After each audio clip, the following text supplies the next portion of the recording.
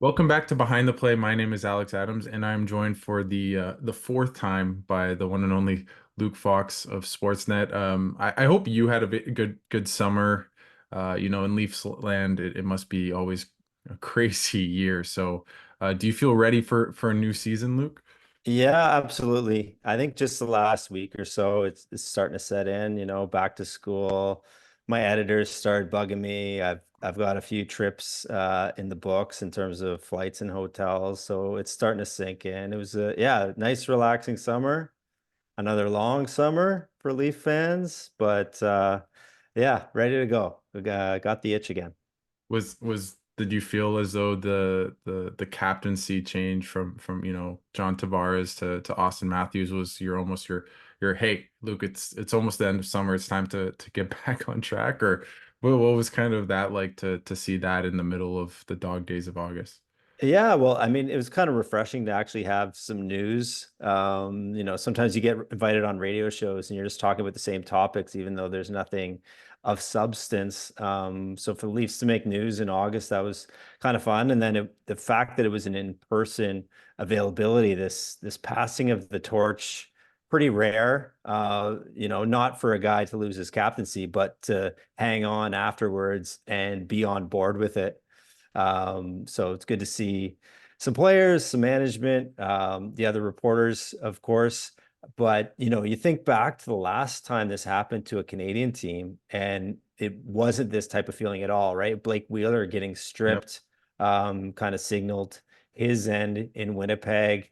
So John Tavares, what struck me, I mean, it was a day for Austin Matthews, but what almost struck me more was John Tavares's class in handling the whole thing. He brought his three kids, his sons were wearing Matthews sweaters with the C on it. Even his parents were there. It was just like, symbolic, but it was a real show of solidarity. Like, okay, yeah, maybe deep down, I don't love the fact that I'm not captain anymore because I was proud Mhm. of it. But I realize that this is Austin's team now, and I'm going to be fully on board publicly and show my support. And, not that surprising because John's all class, but I think it took a lot for him to be up there on stage and having to make a speech and have his family there to celebrate a teammate. I thought it was a real strong showing by him. Why do you think it was now for the Leafs to make that change? Why not maybe wait, until the end of the season when John Tavares would be out of a contract? Why not 2, 3 years ago when it was clear Austin Matthews was the face of the franchise? Like, just maybe why now do you think it was for Brad Treliving, Brendan Shanahan to make the move? Yeah, the timing was a little bit interesting. I feel like so this is the year that Austin's new contract kicks in. For 1 year, he'll be the highest paid guy in the NHL now that Mhm. we learned that Leon Draisaitl is coming in at 14. But I think it became evident to everyone that this was Matthews' team now. And that's no slight on Tavares' career or how he handled himself at captain. But I think his Matthews voice carries a little farther. I think his teammates are gravitated towards him. I think just naturally he's become the man. I mean, this is a guy that flirted with 70 goals. He's got a hard trophy. Like he's accomplished some things that at his young age that Tavares hasn't. And it just felt right. It felt like he's the guy. Everyone kind of knows it. He might as well wear the C. Secondarily, the conspiracy theorists would be too strong, but uh, the more critically minded part of me is like, well, they didn't make any real changes to the core again. So here's a way to show that this is a new era, right? It's a little bit, yeah, we'll rearrange the letters a bit to try and resell the same thing. Mhm. Now, what I'm curious is if Matthews actually feels really emboldened by this. Is he the same old Matthews? Which there's nothing wrong with that. Or does he actually speak up a little bit more often behind closed doors? Does he challenge the guys a little bit more? Because I think he has another level in there to get to in terms of leadership. Mm. And with that, like, do you think that there is a huge difference between, you wrote in one of your stories that there isn't really a huge discrepancy now between having to see a nod, and it doesn't mean as much as it maybe used to in the NHL, Mm. but does it just give him that credence do you think it'll make a big difference? Or, I mean, obviously we won't know until, the end of the playoffs next year, but how can that maybe giving the C really dramatically change him, the team that, as you said, has been the same. They're running it back, which I know Yeah. you love. Um, like why will it make a difference? Why potentially won't it make a difference? Well, yeah, I mean, use the word dramatically, and I wouldn't go that far. Like, I don't think it's going to be a dramatic Mm, difference. I do think it's mostly symbolic, but I am hopeful. And if I was Leafs management or a member of the team, I'd be hopeful that maybe Matthews just uh, calls guys out, holds guys to account a little bit more. In the past, he's been kind of like John, but maybe in a different way, different personality. But he's mostly been a lead by example type. He's got strong work ethic. He'll stick around after practice and work on his one timer forever. He trains really hard in the summer. Like, this is no accident. Yeah, he has some natural skill, but this guy's a hard worker. He leads by example in terms of not sacrificing offense for defense. He's was a Selkie finalist. He takes care of business on his own and he back checks hard. Like, he does a lot of those things. So I just think what could change is maybe him being a bit more vocal. Does he go up to the third line D pair guy who's having a rough go and talk to him and try to get him going a little bit more? Does he feel like, okay, I got to take ownership of the whole room, not just my own stat line, not just my own line? Does he take charge even more? And as the highest paid guy in the league, as a leader of the team that hasn't accomplished what many thought or hoped they would be able to accomplish, you hope he feels a little bit of that pressure, onus to do that. The thing that keeps coming into my mind, that feels like ages ago, but really was only a couple months ago, was when Marner and Nylander were bickering on the bench, and Matthews is right there. Like, do you think that, like, those are the kind of moments that maybe he intervenes, puts the two players in check, like especially two of the other stars on the team? Is it those kind of little moments where Sure. he might raise his voice and maybe not just lead by example? Sure. Yeah, I think that's a great example. I'd like to see him take charge. I remember, and because it's happened so infrequently, you remember it. And I remember one time Justin Hall had just a horrible giveaway or really bad shift. This was going back a couple of years ago, and there was, it was caught on the bench, Austin calling him out and getting him to smarten up. And I don't think you have to be like that all 82 games. But I think there's some times where this team goes through lulls and they're not playing up to their capabilities. And you'd like that accountability to come from the guys with the letters before it has to come from the head coach. Maybe my worry is I think it was Ryan O'Reilly. I'm not the Leafs expert, but you are. But someone, a former player who had played in the room, had called it a quiet room, Yeah, and yeah. I wonder if that is something that changes, or maybe is it just the same? Like that this core has been together, as you said, for so long, struggled each time, and he has never really lived up to maybe as good as he has in the regular season in the playoffs. I think this year was maybe a bit muddied because he was injured, but it's gonna be interesting to see where, like, why would it change? I think that's what I keep thinking. Like, why does a C, why does adding more leadership really change anything on the ice for this team that struggled at each hump over the Well, years? it might not, and I think there's a realization that it hasn't changed and that it is a quiet room, which is why management brings in guys from the outside to try and remedy that. So some of that growth you want to happen internally from the guys that have been there for whatever, 8 years now or whatever it is. But some of it is, let's bring in a Chris Tanev. Like, I think Tanev is a guy that brings guys together, that is a little bit more vocal. They tried with Ryan Reeves. And the problem is, you got those guys have to feel like they're playing an important role. Reeves himself admitted, he was healthy scratch for a bunch of games. It's like, maybe I'm not the guy to speak up because I'm not even on the ice. Or when I am on the ice, I'm on 8 minutes. So he's doing the best he can, but you want that to come from your top guys. And I think all of a sudden, Tanev is one of the top guys. So maybe you're expecting a little bit from him. That's a more significant change, I would think, Hmm. is adding a guy like that than changing the letters around. I guess with that, it's a perfect segue to Brad Treliving's off season and bringing in a guy like Tanev, Ekman Larson, other players. Obviously, they lost Bertuzzi as well, re-signing some guys, like Max Domi, Liljegren. How would you maybe assess now that it's been a couple months the off season for the Leafs? Do you think they're a markedly better team than they were at the end of the playoffs last year? No, I think it's about the same. I mean, not markedly worse either.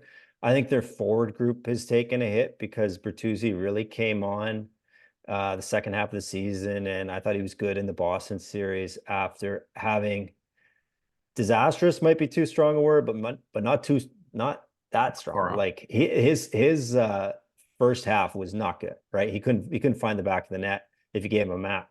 So losing him and not really replacing him hurts the forward group. I question their forward depth. Now they're banking on Matthew Nyes as a sophomore to take a giant step. They're hoping to get a healthy Bobby McMahon that should play some inspired hockey. Once again, they're banking on like career years or something close to it from their big guys. So there's a little bit of hope there up front, and I feel like it's something they'll probably have to address at least by the trade deadline. The blue line, I do think is as good as it was in the playoffs. I think adding Tanev and Ekman Larson are good bets, especially for the now. The term they gave them, that might bite them down the road, but in terms of 24, 25, I think it's a stronger, more balanced group. You think Benoit is only going to get better. McCabe had the best year of his life. Maybe he's going into a contract year. Maybe he can take another step. Riley, at this point, maybe he stays around the same. So I think the blue line's better, and there's a lot of crossing your fingers in the crease. I love Joseph Woll when he's healthy. He's never had a fully healthy pro season. He just doesn't have the experience. So you're hoping on his health, and you're hoping Anthony Stolarz is something better than a number two. Is he a 1B? Is he a guy, who can challenge to be a 1A? Talking to him, he's confident. He feels like he just hasn't been given a shot. And surely he looked at Toronto and said, okay, I'm going to have a bunch of goals going in on the other end. So I'm going to have a little padding that way.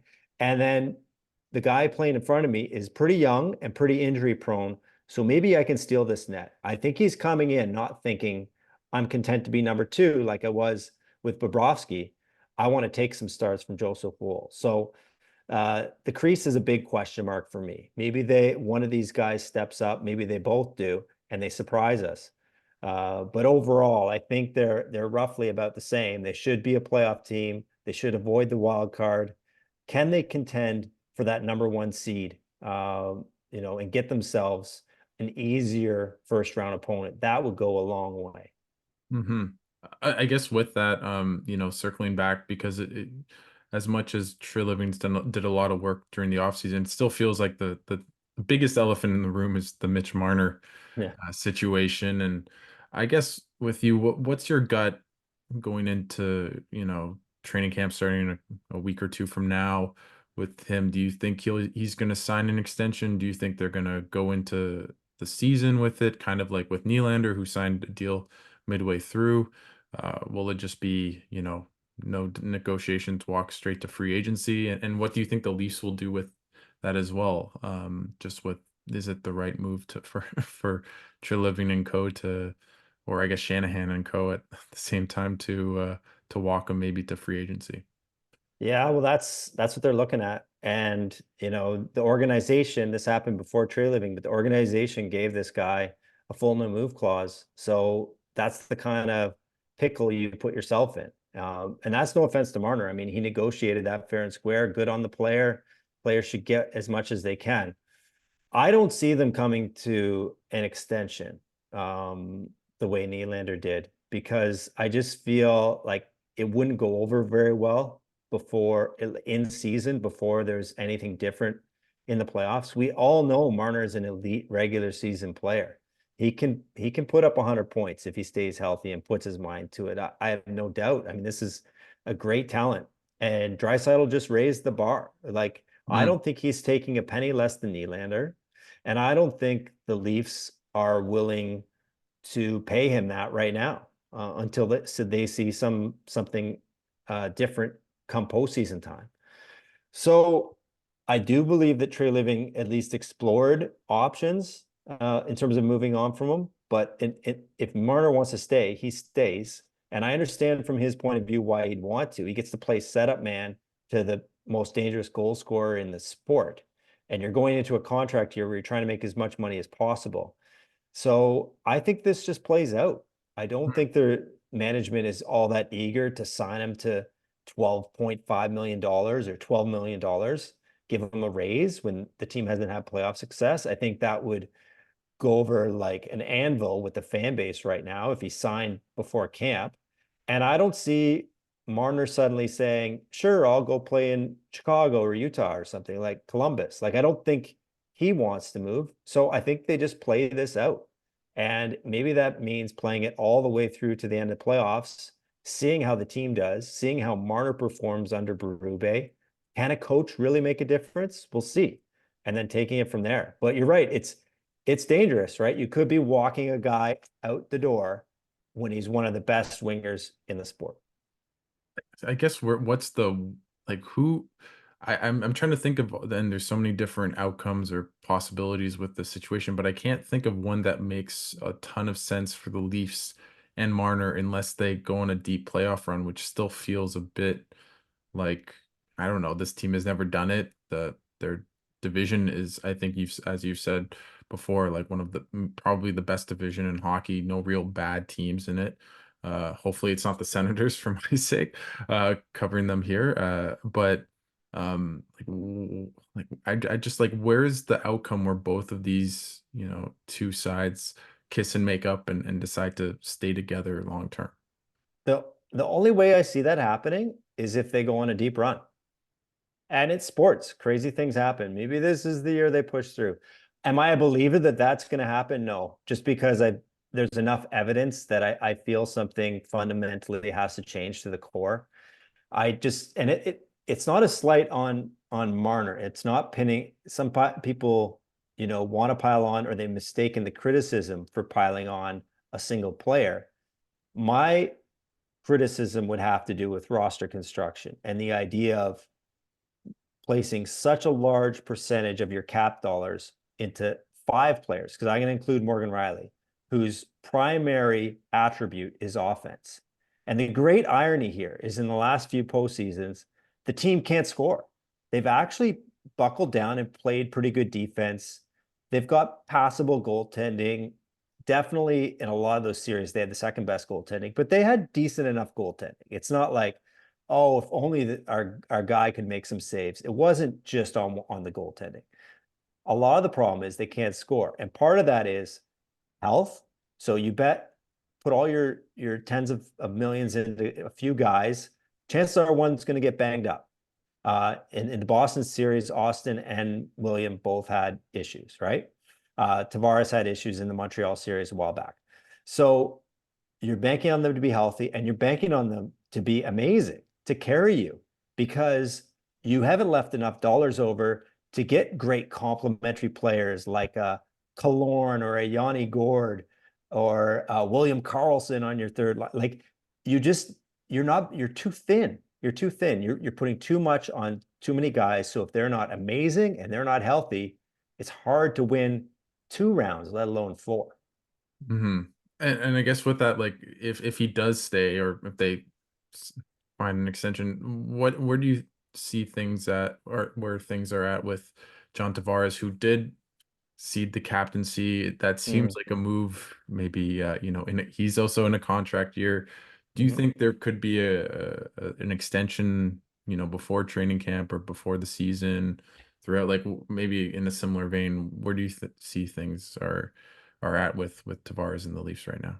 Yeah, I think it's much more likely that he resigns at this stage than Marner does. I do think it's possible, and I do think his willingness to take one for the team and be okay with the captaincy. I mean, it wasn't his idea, let's be clear, Yes. but he came around to the idea and publicly was fully on board.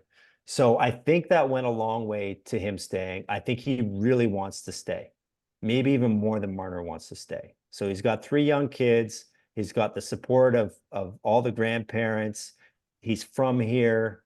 So is Marner, but he's from here. He chose here, right, as a free agent. It was a big deal to him.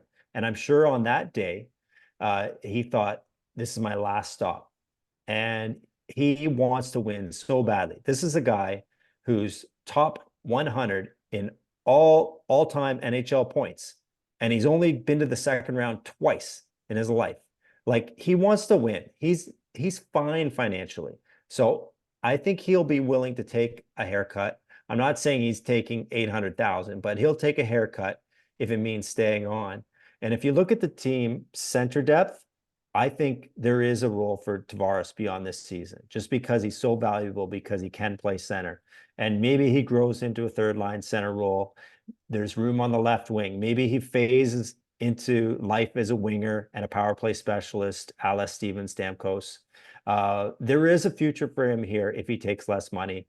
And I think that's a very believable thing to have happen. And I think it's a little bit independent of the Marner situation. I think Hmm. they're two separate situations. With that, do you think his contract maybe looks a little bit like a Steven Stamkos contract, where it's like in that 7, $8 million range for 4 or 5 years, or where do you? I don't think it's that high. No, Well, Stamkos is coming off. Did he 40 get goals. over 40 goals? Yeah. He was I watched that Tampa Florida series. I thought he was the best player in a Lightning sweater in that whole series, despite his age. And he has rings. So I don't think he can ask for quite as much as Stamkos. But yeah, I think he would take less of a cap hit if it meant more years. And I don't think he's afraid to spread it out. Hmm. I guess with that, you mentioned kind of coaching and how much impact that might have or might Mm. not have on this core. You said some interesting things about Berube and maybe his style in terms of maybe being more egalitarian, the willingness to bench a guy like Ryan O'Reilly in 2019 when then he won the Conn Smythe during that run. How big of a difference do you think you'll see on the ice with this team with the Craig Berube at the helm compared to Sheldon Keefe of years prior? Yeah, I think it's a fantastic question. I think it's probably the most important question or the biggest source of curiosity heading into the early part of the season. How different are they really going to look under the coach? How much difference can a guy like that make? So Berube and I had the privilege of covering the 19 Blues, covering that final, and he loved rolling four lines. The Yep. catch is that team was built to roll four lines. This team's built a little bit different. So I think that's where the fascination comes. Is he going to spread out the superstars across the top nine a little bit more? Sheldon Keefe did it at times, but then he'd all often go back and just load up the top six. Is he going to stick with spreading the minutes out? Is he going to get more out of a Bobby McMahon, a Connor Dewar, whoever? Those guys like a Yarn Crow. Can Yarn Crow get a few more minutes? Like Max Domi, how does he use Domi? So is he going to make it feel like there's less of a separation between, team A, who makes all the money and has all the security, and team B, who forever feels like they're fighting for minutes and fighting for ice time? Is it more cohesive? And I think that, that's how he's kind of positioned, is how he likes to run his bench. But can you really do it when there's a drop off in talent from your Marners, Nylanders, and Matthews, Tavares to the other guys? Does he try to create two power play units? This is a chance for him to take this roster and kind of look at it as a blank canvas and Mhm. throw out some of Keefe's ideas and try some new stuff. Everyone says this team's going to be judged by what happens in the playoffs. Why not use the regular season to really try some adventurous things?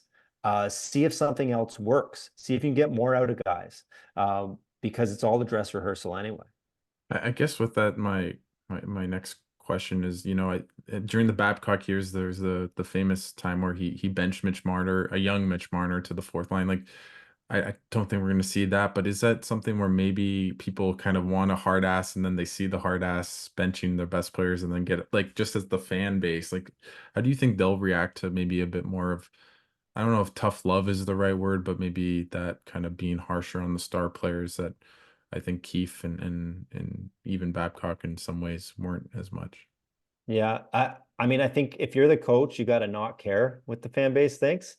And I think Keefe was guilty of maybe paying attention to some of the narrative around the team. You're not going to keep everyone happy. If you give Mitch Marner 22 minutes, there's going to be people that say that's too much, and there's going to be people that say that's not enough. He's the engine of the team. He plays in all situations. He can do it all. Why aren't you playing him 23? You're never going to make everyone happy.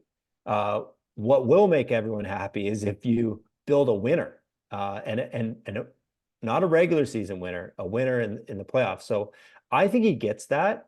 How he goes about it is going to be fascinating because there is going to be way more scrutiny on how he deals with William Nylander than how he dealt with Jordan Kyrou. That might be a story Yeah. for a day.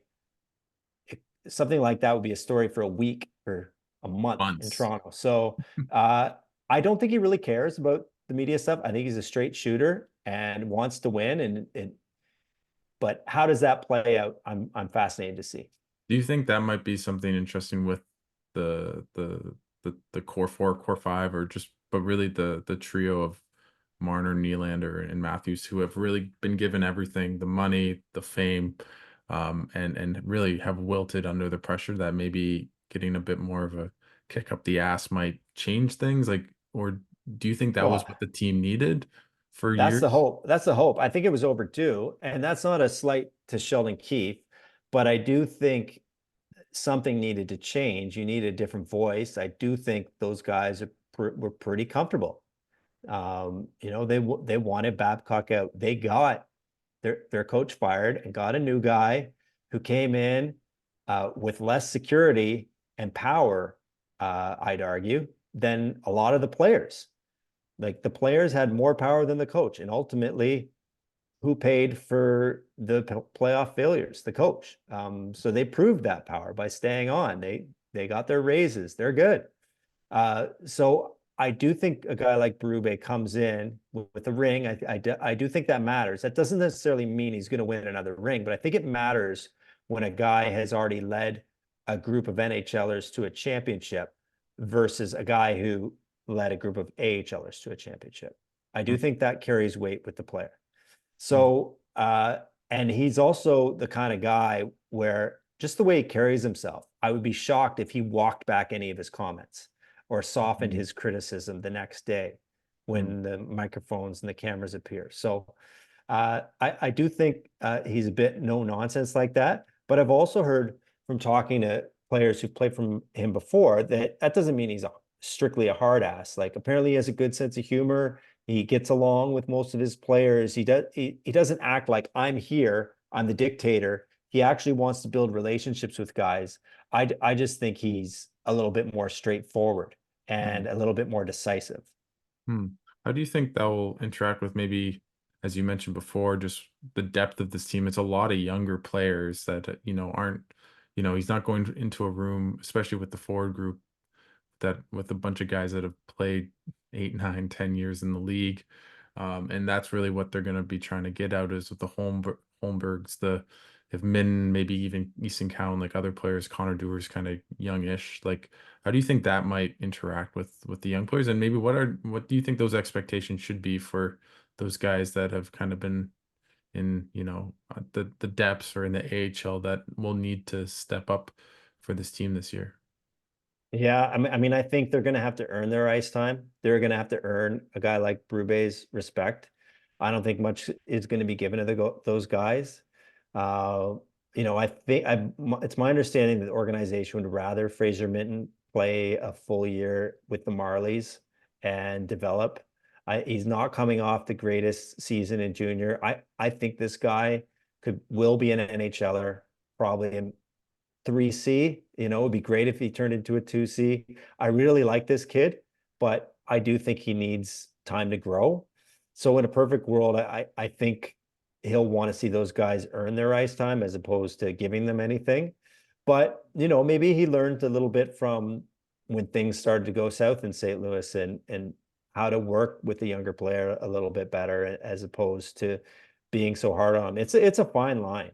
Mm. And it's a really interesting mix the Leafs have now, because you point out some of the younger guys, but they also got some old guys. Like their core's been around a while. You got Yarncroc, Kampf, Reeves. You got a lot of forwards that have been there a while. So they know the drill. And it's I don't know. It's kind of a funny mix in terms of ages with Mm. Toronto right now. And it'll be interesting to see how Berube handles the different personalities and the gaps in age there. Do you think maybe the point of, you know, if you can maybe buy high or feel more confident in this roster is like feels like every year for the past 3, 4 years because of all the expensive contracts with their top guys that you know they'll add at the deadline, and now they have a couple more picks. This team feels maybe a bit more complete than it did at least last year heading into the year, and that they can add, you know, a third line center, another you know, top four defenseman, and that really completes and shapes and molds this team into maybe I don't want to say a Stanley Cup contender, but maybe a team that can go to the second or even third round of the Sure. playoffs. Yeah, sure. And they would Brett Treliving made a point of getting a second rounder. He didn't have one, 25 second rounder, but he traded to get one at the draft. And it's my belief that he did that because a lot of key rentals at the 24 deadline went for second rounders, and he couldn't even get in those conversations because he didn't have one. So it was either his first or one of his prize prospects, like a Cowan that he or Minton that he had no interest in giving up on so early. But then he had nothing left. So he went out and got a second. I would be shocked if he hung on to that one. Hmm. So we'll see. We'll see. We got to Mhm. watch a couple of months of hockey to see what they really need. A third line center, they probably need one. First or second line left winger, they probably need one of those too. Maybe there's an injury on defense, and that becomes the priority. So we'll see. But there's enough holes there that I'm sure he's going to spend that. You have to go for it when these guys are in their prime. Mm. Any update on Robertson and just where that kind of is at? And I don't really have any question, but just Yeah. kind of your thoughts on that whole situation.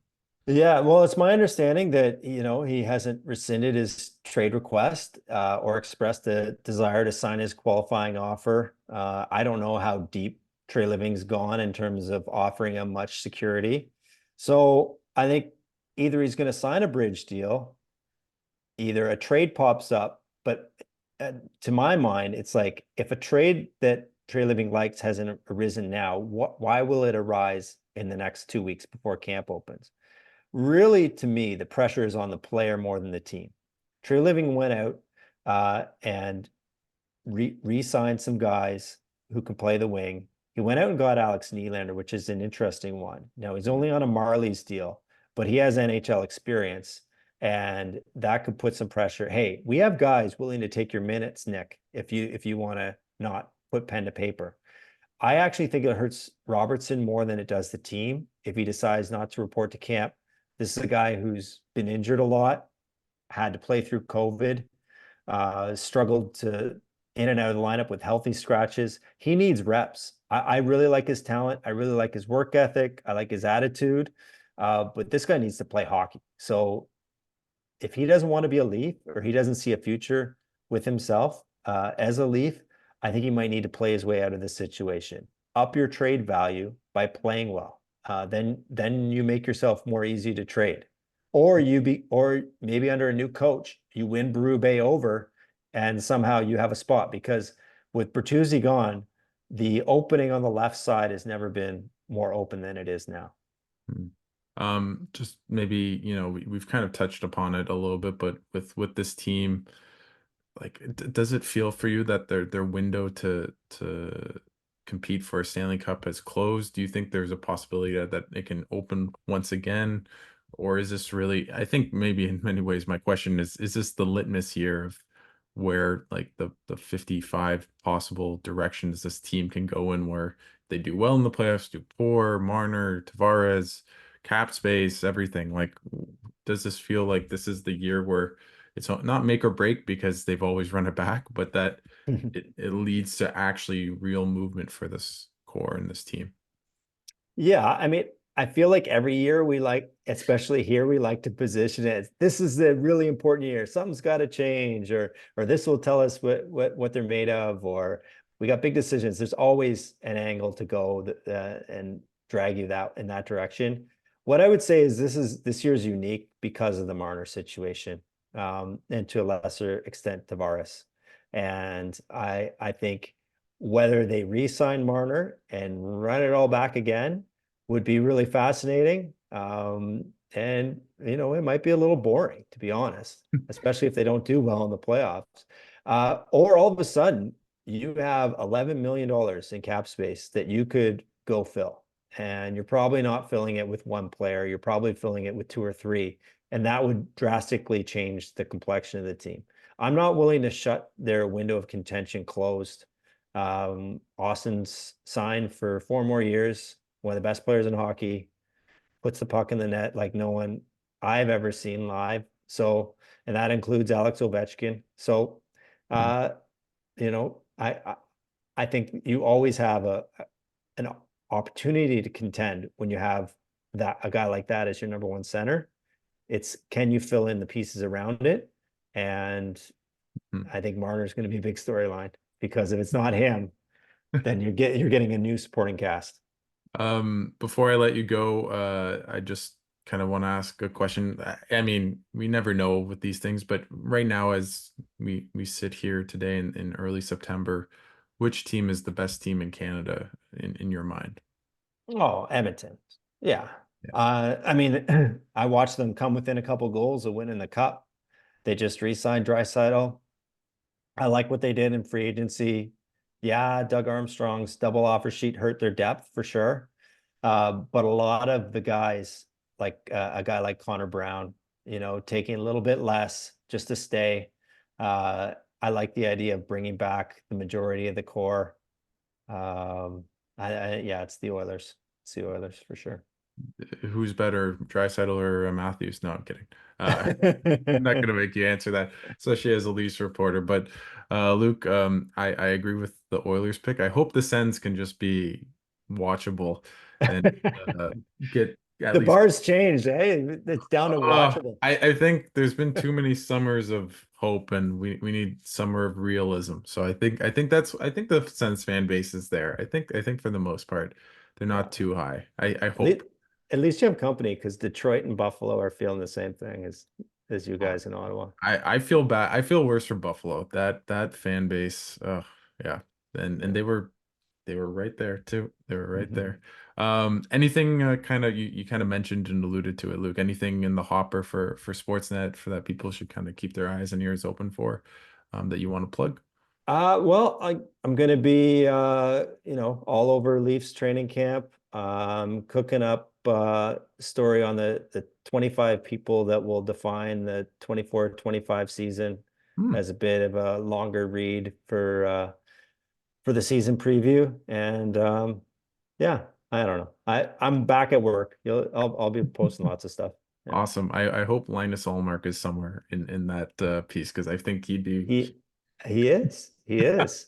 I'm Yeah, one he step ahead, is. one step ahead. Yeah. I just so the listeners know, we did not talk about this ahead of No. time, so I got it. But thanks so much, Luke, for taking the time to come on this little podcast. We really appreciate it, and good luck with the Leafs here. And I just hope for your sake they don't lose to Boston in Game 7. That's I just so you have a little bit of a different narrative and story to write about. Maybe double overtime. Maybe that will be even harder. But thanks so much for taking the time and doing this. All right, awesome. Thanks for having me, Alex.